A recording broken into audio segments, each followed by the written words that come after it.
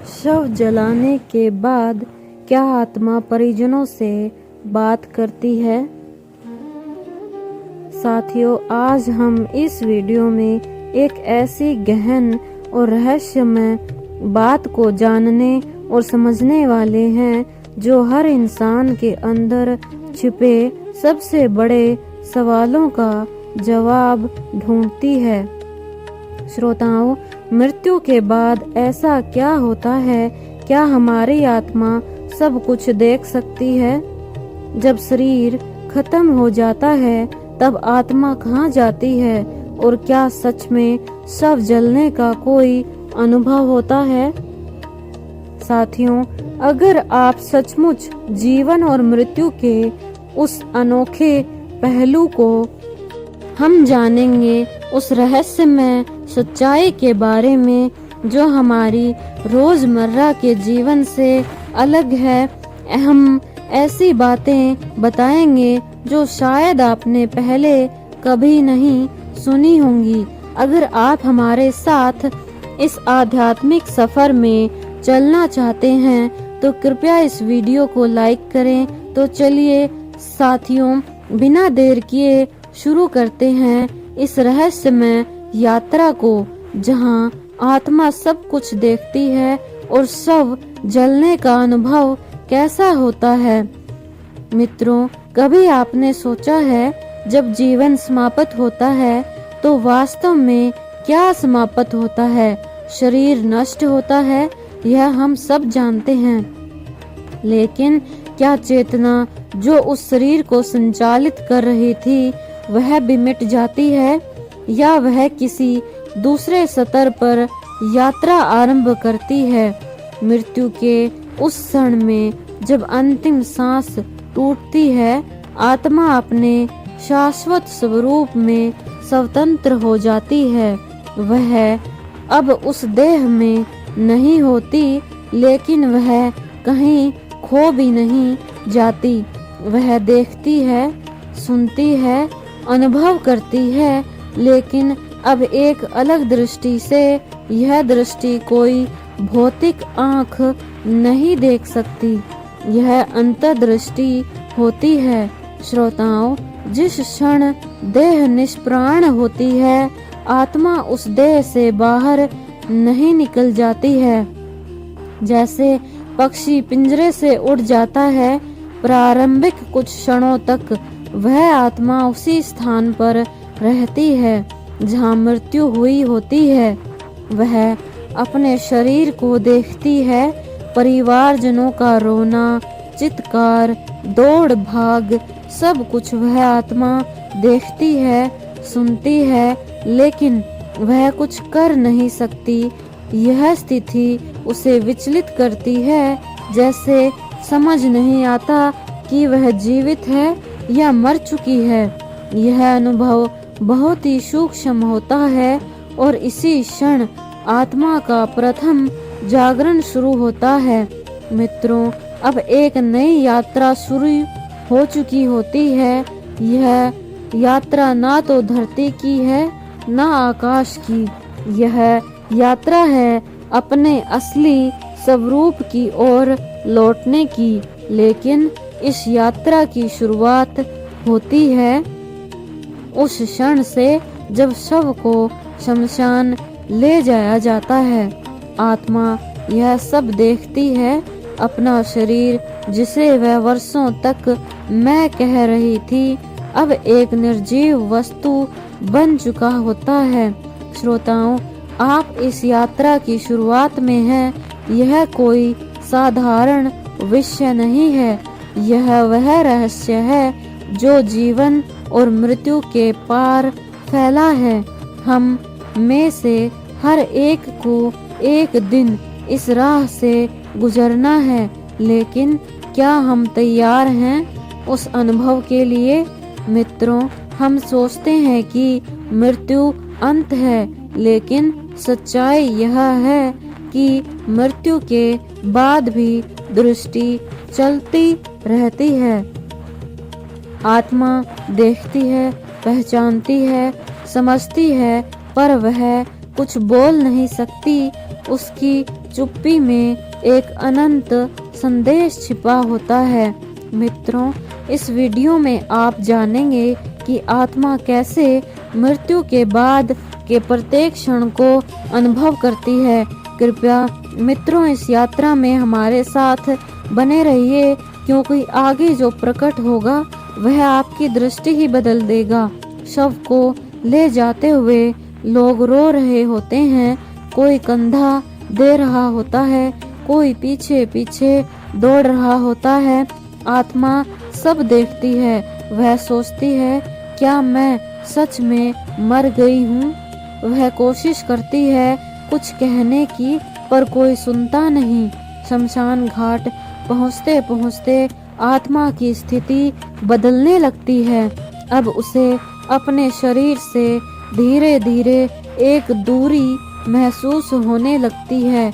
अग्नि की तैयारी होती है, लकड़ियां सजाई जाती हैं, शरीर रखा जाता है, अंतिम संस्कार के मंत्र पढ़े जाते हैं और फिर आग की पहली लपटें शरीर को छूती हैं। लकड़ियों के बीच रखा हुआ वह शरीर जिसे आत्मा ने जीवन भर अपना समझा था, अब अग्नि को अर्पित किया जा रहा है। लेकिन यह दृश्य केवल परिजनों के लिए पीड़ा का नहीं होता, बल्कि आत्मा के लिए यह क्षण और भी गहराई से झकझोरने वाला होता है। वह शरीर जलता हुआ देखती है और भीतर से कांप जाती है। क्या यह वही शरीर है जिसके द्वारा मैंने हंसी, रोना, प्रेम, संघर्ष, सुख दुख सब अनुभव किए? पहली बार आत्मा को यह एहसास होता है कि वह कभी भी वह शरीर नहीं थी। वह साक्षी बनकर देख रही है एक झुलसती हुई देह, एक राख में बदला हुआ अस्तित्व। आग की लपटें केवल शरीर को नहीं जलाती, बल्कि वे आत्मा की ममता, मोह और पहचान को भी धीरे धीरे भस्म करने लगती हैं। यह वह बिंदु है जहां आत्मा का पहला बड़ा मोह टूटता है, शरीर से जुड़ाव। उस क्षण आत्मा रोती नहीं है, बल्कि वहां अब आंसू नहीं है, लेकिन एक गहरी छटपटाहट होती है। वह देखती है कि जिन रिश्तों को जीवन भर सहेजा, वे धीरे धीरे उस सब से भी विदा ले रहे हैं। कोई फूल चढ़ा रहा है, कोई सिर झुका रहा है और कोई अपनी पीठ मोड़कर घर लौटने को तैयार है। आत्मा उन सभी चेहरों को देखती है। सच्चा प्रेम किसने किया, किसने औपचारिकता निभाई और कौन अब भी आत्मा की उपस्थिति को भीतर महसूस कर रहा है? वह हर भावना को पकड़ पाती है, क्योंकि अब उसके पास कोई शारीरिक सीमा नहीं है। वह भावनाओं की लहरों को सीधा छू सकती है, क्योंकि वह स्वयं अब एक सूक्ष्म ऊर्जा बन चुकी होती है। आग की लपटों में जब शरीर धीरे धीरे जलने लगता है, तब आत्मा को अपने जीवन की स्मृतियां याद आने लगती हैं। एक चलचित्र की तरह वह सब कुछ देखने लगती है।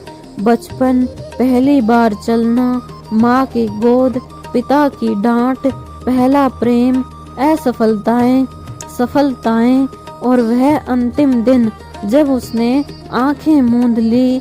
यह दृश्य केवल देखने के लिए नहीं होता, आत्मा हर स्मृति को महसूस करती है। यह कोई दोहराव नहीं है, हर दृश्य उसके लिए एक भावनात्मक अनुभव होता है। और जब शरीर पूरी तरह जलकर राख में बदलने लगता है, तब आत्मा एक विचित्र शांति का अनुभव करती है। वह जानती है कि अब पीछे लौटना संभव नहीं है। उस शरीर के साथ जो भी संबंध था वह अब समाप्त हो चुका है। अब आत्मा धीरे धीरे ऊपर की ओर उठती है, जैसे कोई हल्की रजाई हवा में बह रही हो। नीचे का दृश्य धुंधला होने लगता है। वह शमशान, जो जलता हुआ शरीर, रोते हुए परिजन, सब छोटे होते जाते हैं, जैसे कोई सपना दूर जा रहा हो। आत्मा को अब ना कोई दर्द है, ना कोई भय, लेकिन अजीब सी निर्वात जैसी, निर्जीव जैसी एक शांति, जिसमें सब कुछ है और कुछ भी नहीं है।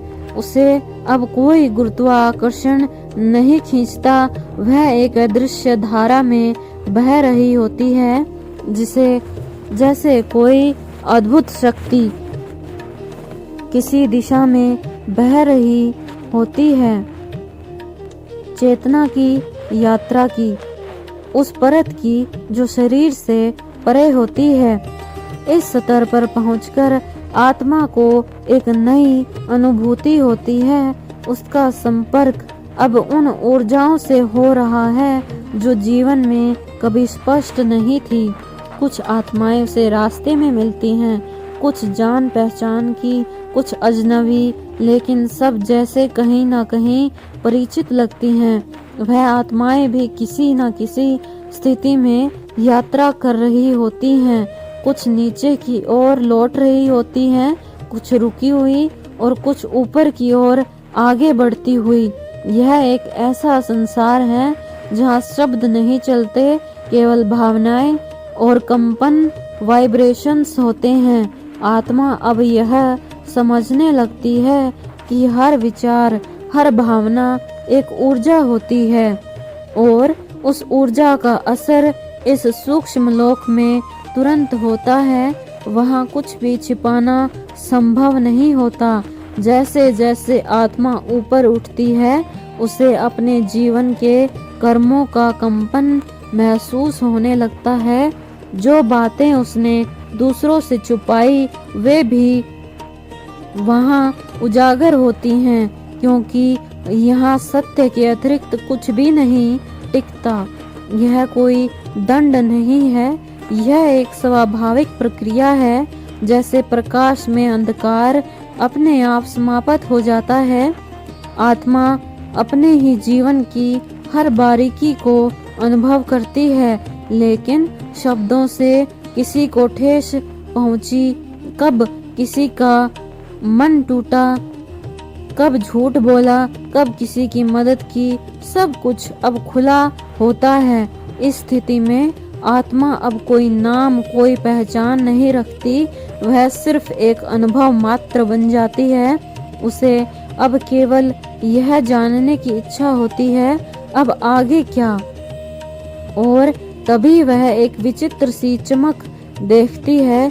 कोई प्रकाश नहीं, कोई रंग नहीं, लेकिन फिर वह सबसे सुंदर, सबसे खींचने वाला होता है। आत्मा उस ओर आकर्षित होती है, जैसे कोई चुंबकीय शक्ति उसे बुला रही हो। वह शक्ति कोई स्वरूप नहीं रखती, लेकिन उसमें प्रेम है, शांति है, एक ऐसा आलोक है जो आत्मा को स्वयं में विलीन कर लेना चाहता है। आत्मा उस प्रकाश के करीब पहुंचती है और वहां एक कंपन सुनाई देता है। कोई शब्द नहीं, पर जैसे किसी की मौन पुकार। वह कंपन कोई बाहरी ध्वनि नहीं है, बल्कि भीतर से उठता हुआ एक आवाहन, जैसे कोई परिचित आत्मा उसे स्मरण कर रही हो। वहाँ ना तो आंखें हैं, ना कान, फिर भी आत्मा सब देख और सुन सकती है। प्रकाश के भीतर से वह कंपन एक प्रश्न की तरह उठता है, क्या तू तैयार है? यह प्रश्न किसी भाषा में नहीं पूछा जाता, बल्कि चेतना के स्तर पर उतरता है। आत्मा समझती है कि यह आमंत्रण है किसी निर्णय का क्षण, लेकिन निर्णय किस बात का, वह अब धीरे धीरे समझने लगती है कि मृत्यु मृत्यु केवल अंत नहीं, एक समीक्षा है, एक परीक्षा है, एक निर्णय स्थल है जहाँ से आगे की यात्रा तय होती है। प्रकाश की ओर बढ़ते हुए आत्मा के सामने उसके संपूर्ण जीवन की झलक फिर से आती है, लेकिन इस बार केवल घटनाएं नहीं, उनके पीछे की नीयत भी दिखाई देती है।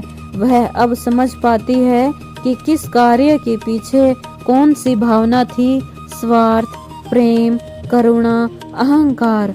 जीवन की यही छिपी हुई गहराइयाँ अब स्पष्ट होती हैं। वह समझती है कि पृथ्वी पर की गई हर क्रिया केवल बाहर नहीं थी, हर भाव, हर विचार एक बीज था जो यहाँ आकार ले चुका है। वहाँ अब कोई छल, कोई पर्दा नहीं रहता, बस केवल सत्य उस प्रकाश के समीप और अनुभव होता है। वहाँ केवल आत्मा अकेली नहीं होती, वहाँ अन्य चेतनाएं भी होती हैं जो बिना किसी आकृति के भी अपनी उपस्थिति से कुछ कह रही होती हैं। कुछ आत्माएं पीछे लौट रही होती हैं, कुछ उसी प्रकाश में विलीन हो चुकी होती हैं। हर आत्मा की गति उसके तैयारी पर निर्भर होती है। यह वह मोड़ है जहाँ आत्मा के सामने 3 रास्ते होते हैं, या तो वह पुनः धरती पर जन्म ले, या सूक्ष्म लोकों में विश्राम करे, या फिर आगे और अधिक उच्च चेतना में प्रवेश करे। लेकिन यह चयन कोई स्वेच्छा से नहीं होता, यह चयन उसकी ऊर्जा, उसके संस्कार, उसके अंतिम जीवन की पूर्णता से तय होता है। प्रकाश के भीतर से अब एक और कंपन उठता है। इस बार यह कंपन आत्मा को भीतर तक भर देता है, जैसे कोई कह रहा हो जो अधूरा है उसे पूर्ण करना होगा। आत्मा एक गहरी स्वीकृति के साथ झुकती है। वह जानती है कि अब उसे लौटना है, लेकिन वह कैसे लौटेगी, कहाँ जाएगी, किस रूप में जन्म लेगी, यह सब अगले क्षणों में प्रकट होने वाला है। और तभी आत्मा एक तेज गति में घूमती है, जैसे कोई बवंडर उसे घसीट रहा हो किसी और दिशा में। उस दिशाओं में ना कोई दृश्य है, ना कोई मार्ग, फिर भी आत्मा बहती जाती है।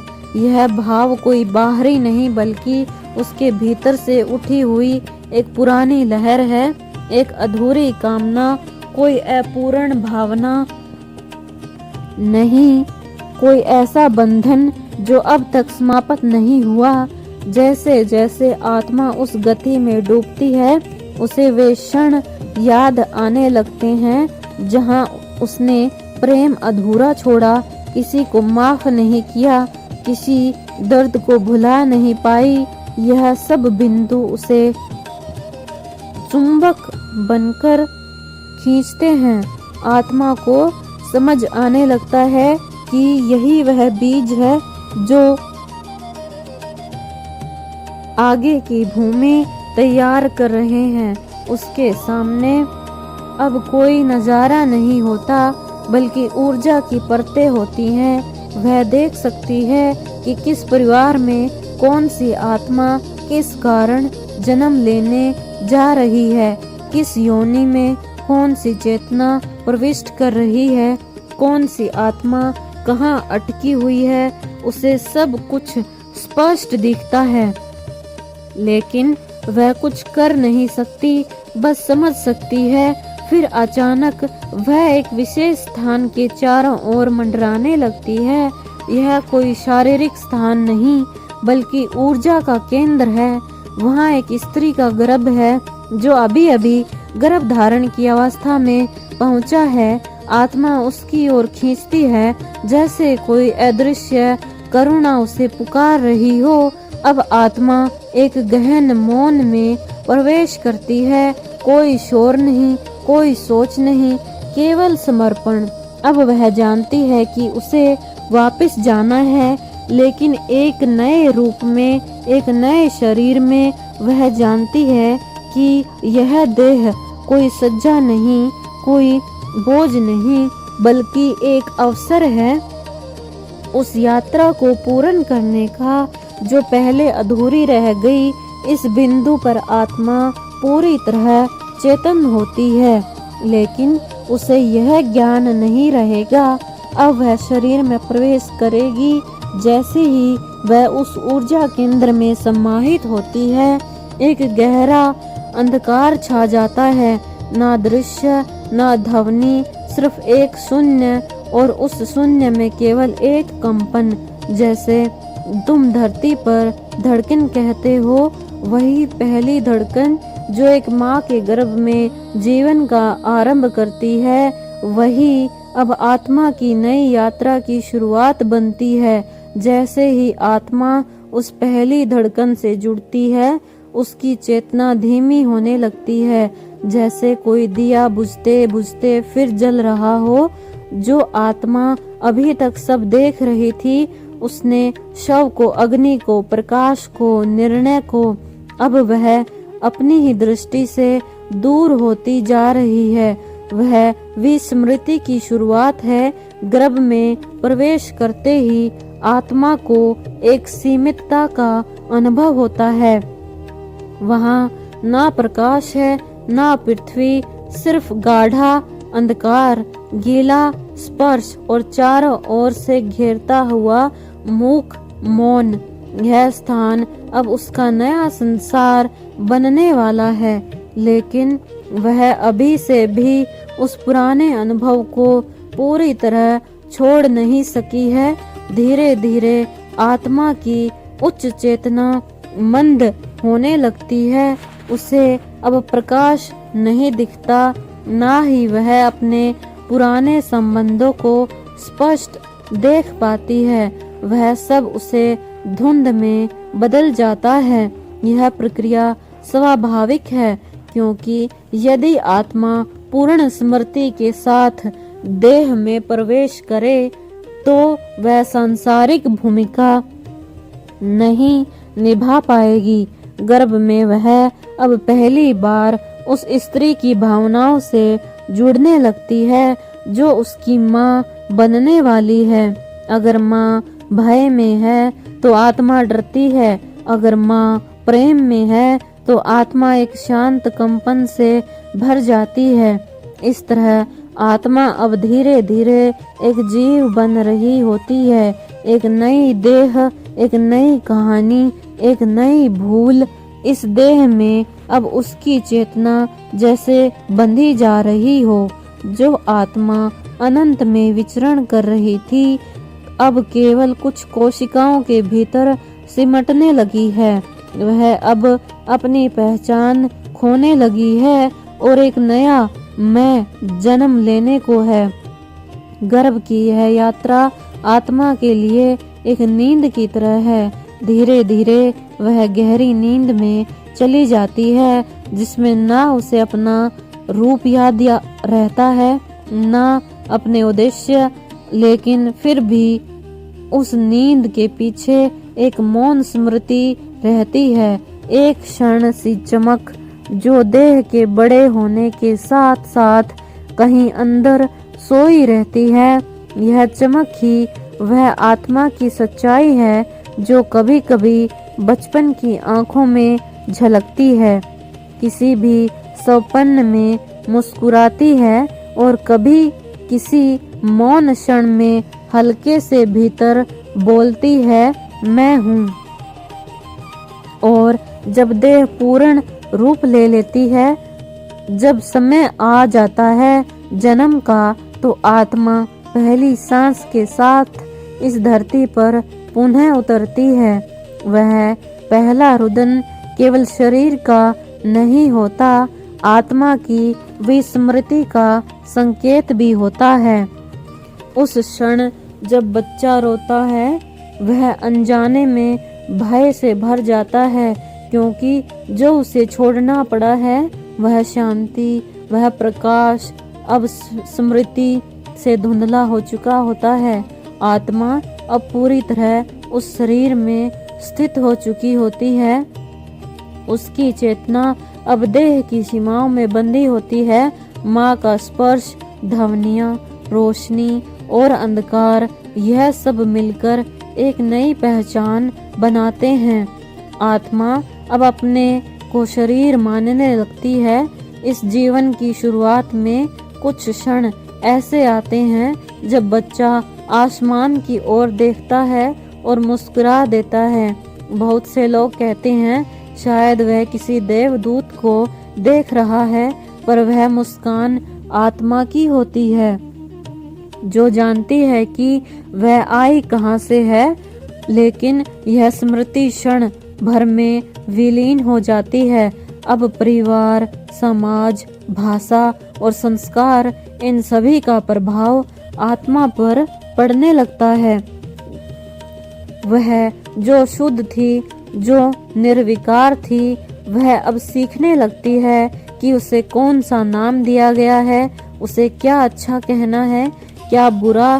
धीरे धीरे आत्मा इस नाटक में इतना रम जाती है कि उसे यह भी याद नहीं रहता कि वह कभी कुछ और थी, शुद्ध, स्वतंत्र, प्रकाशमय। लेकिन वह विस्मृति भी पूर्ण नहीं होती। जीवन में कई बार आत्मा को अपने पुराने अनुभवों की झलक मिलती है, कभी सपने में, कभी किसी स्थान को देखकर, कभी किसी व्यक्ति से मिलते ही ऐसा लगता है मैं इसे जानता हूँ, मैं यहाँ पहले भी आया हूँ। यह सभी संकेत होते हैं उस यात्रा के जो आत्मा ने की है और जो अब भी जारी है, परंतु सामान्यतः मनुष्य उसे नजरअंदाज कर देता है। यह इसे संयोग कहा जाता है, तर्क से नकार देता है या मात्र कल्पना मान लेता है। लेकिन आत्मा जानती है, वह जानती है कि उसकी यात्रा कोई कल्पना नहीं, एक सत्य है जो देह से परे बहता है। और जैसे जैसे यह आत्मा जीवन के भंवर में आगे बढ़ती है, वैसे वैसे उसे फिर वही प्रश्न घेरने लगते हैं। मैं कौन हूँ, क्यों आया हूँ, कहाँ जाऊँगा। बचपन की भोली दृष्टि धीरे धीरे स्कूल की किताबों में उलझ जाती है, समाज की उपेक्षाओं में घिर जाती है, और फिर वही आत्मा जो स्वर्ग के प्रकाश को देखकर आई थी, अब इस धरती पर अपने अस्तित्व से ही अनजान हो जाती है। लेकिन आत्मा मौन नहीं रहती, भीतर ही भीतर वह निरंतर पुकारती रहती है। वह हर दुख में बोलती है, हर असंतोष में झलकती है। अब जब जीवन में सब कुछ होते हुए भी अधूरा सा महसूस होता है, तो वह आत्मा ही होती है जो यह कह रही होती है, यह मेरा घर नहीं है।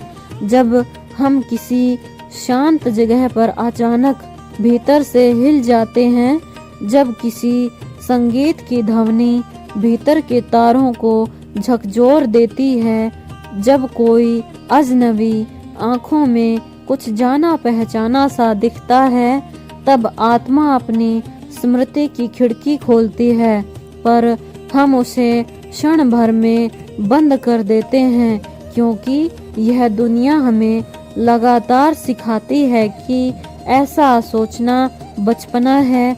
समय के साथ आत्मा का यह मौन गहरा होता जाता है। वह जीवन की शोरगुल भरी सड़कों पर खामोशी से चलती है, हर रिश्ते में अपने को ढूंढती है, हर उपलब्धि में संतोष खोजती है, लेकिन फिर भी खालीपन बचा रहता है। यह खालीपन आत्मा का बुलावा है। वह बुलाती है ध्यान में, मौन में, प्रेम में और कभी कभी तो पीड़ा में भी। वह कहती है, अब उठो, मुझे पहचानो, मैं नहीं हूँ, मैं वह नहीं हूँ जो यह नाम है, यह चेहरा है, यह कहानी है। मैं वह हूँ जो सब देख रही है, मैं वही हूँ जो मृत्यु के बाद भी थी और जीवन से पहले भी थी। पर बहुत कम लोग होते हैं जो इस पुकार को सुनते हैं। अधिकतर लोग जीवन भर भागते रहते हैं, सफलता की ओर, सुख की ओर, दूसरों की स्वीकृति की ओर। मृत्यु के समय फिर वही प्रश्न लेकर चले जाते हैं, क्या यही जीवन था? लेकिन कुछ आत्माएं होती हैं जो रुकती हैं, जो भीतर की ओर मुड़ती हैं, जो ध्यान करती हैं, आत्मचिंतन करती हैं और उस मौन को सुनने लगती हैं जहाँ से वे आई थी। वही आत्माएं पुनः अपनी स्मृति को जागृत करती हैं और जब आत्मा उस स्मृति की ओर लौटने लगती है तो वह अपने पुराने प्रकाश की झलक पाने लगती है, तो वह मृत्यु से डरना छोड़ देती है। अब मृत्यु एक अंत नहीं लगती, वह एक द्वार बन जाती है। यह आत्मा जानने लगती है कि वह जिस जीवन को पकड़े बैठी थी वह तो केवल एक अध्याय था, पूर्ण पुस्तक नहीं। अब आत्मा मृत्यु को उसी शान से देखती है जैसे कोई नदी सागर में समा जाती है। उसे पता होता है कि यह देह जाएगी या पहचान मिटेगी, लेकिन जो मैं हूँ वह अक्षुण्ण रहेगा। यही समझ आत्मा को भय से मुक्त करती है। अब वह उस अग्नि को भी स्वीकार करने लगती है जो शव को जलाती है, क्योंकि वह जानती है शव जलता है, आत्मा नहीं। और तब जब अग्नि की लपटों में देह स्वाहा हो रही होती है, वह आत्मा इस दृश्य को सहजता से देखती है। उसके भीतर कोई भय नहीं होता, कोई मोह नहीं।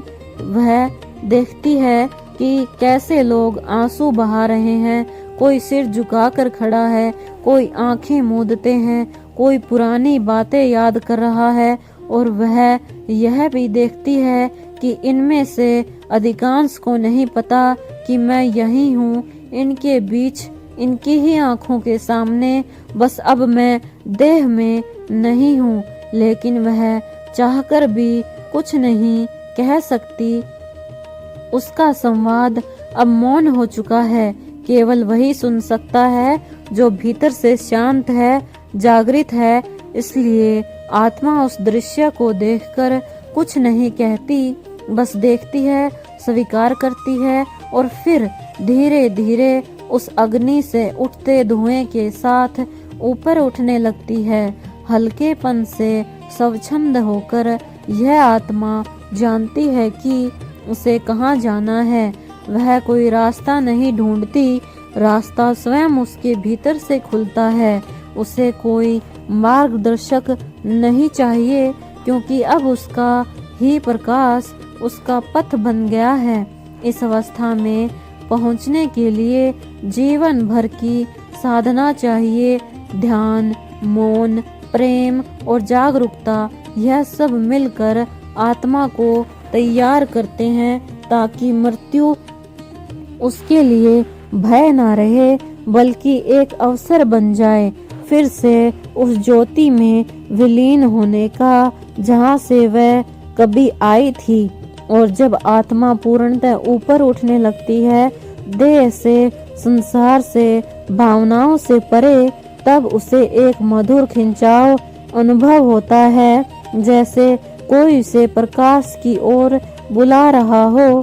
यह प्रकाश कोई साधारण रोशनी नहीं होती, यह अनंत प्रेम का, गहन शांति का और अपरिभाषित करुणा का स्रोत होता है। वह वही घर है जहाँ से आत्मा कभी निकली थी। अब वह लौट रही है। उस यात्रा में ना कोई भाषा होती, ना कोई दिशा, केवल अनुभव होता है। मौन अनुभव। आत्मा उस क्षेत्र में पहुँचती है जहाँ समय नहीं है, मृत्यु नहीं है, ना जन्म की चिंता, केवल अस्तित्व है, शुद्ध, निर्मल, अखंड अस्तित्व। यह आत्मा अब सब देख सकती है। वह देह में रहते हुए जो ना देख सकी थी, वह अपने कर्मों की छाया को देखती है। उन भावनाओं को जो अधूरी छूट गई थी, उन रिश्तों को जिनसे उसने कुछ सीखा और कुछ अधूरा छोड़ दिया, सब कुछ एक चलचित्र की तरह सामने आता है। लेकिन अब उसमें कोई उलझाव नहीं होता, सब कुछ एक समझ में बदल जाता है। अब आत्मा को यह भी दिखता है कि कैसे एक जन्म, एक जीवन, एक शरीर किसी बहुत बड़ी यात्रा का केवल एक क्षण मात्र था। जैसे एक सागर की एक बूंद किसी किनारे पर आकर अपनी स्वतंत्रता में खो गई थी।